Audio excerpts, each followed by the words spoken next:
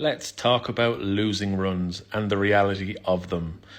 During July and August, July in particular and August, my service produced over 100 pints of profit, mostly from half a pint each way bets. So not 1 pint each way or 2 pints each way, from half a pint each way bets.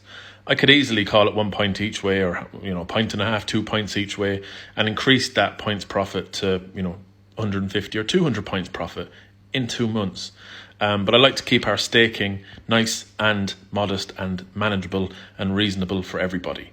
If you're saying to people you need a 400 pint bank or a 200 pint bank in order to join my service, I don't know. I just think it's asking a lot of people. So I keep the staking manageable. And also at this point in my career, I'm trying to just limit the effect that losing runs have. Back in the day, a 30 or 40 pint losing run was nothing for me, really, especially when you're then staking 2 points each way on a 16-1 winner, and then 2 points each way on a 12-1 winner when you start getting hot again. The peak of our winning run in August came in during the Ebor Festival at York, and we got up to around about 51, 52 points profit. And that regressed then towards the end of August. We had a little bit of a losing spell, and we finished the month 40 points in profit. This is totally normal, and I wouldn't even call it a losing run, really. It's just a general course of variance and a general course of a season. You're going to have peaks and troughs.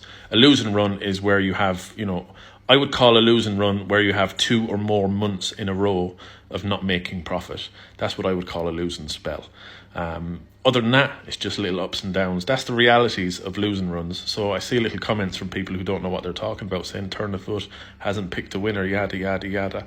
You can't win every week. I'm very, very good at what I do, and the performance and the results speak for themselves. My reputation speaks for itself. But I do not have a fucking crystal ball.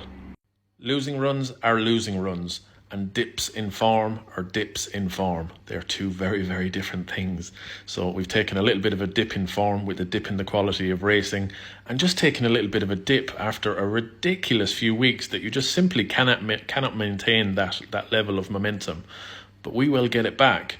And those of my members who are the core of my service and myself, our banks will be in place so that when the tide turns and we bang in that first 12-1 winner, that first 16-1 winner that turns the corner, everybody has their bankrolls in order and they're fully ready to take advantage of when we return to form. And it can happen anytime.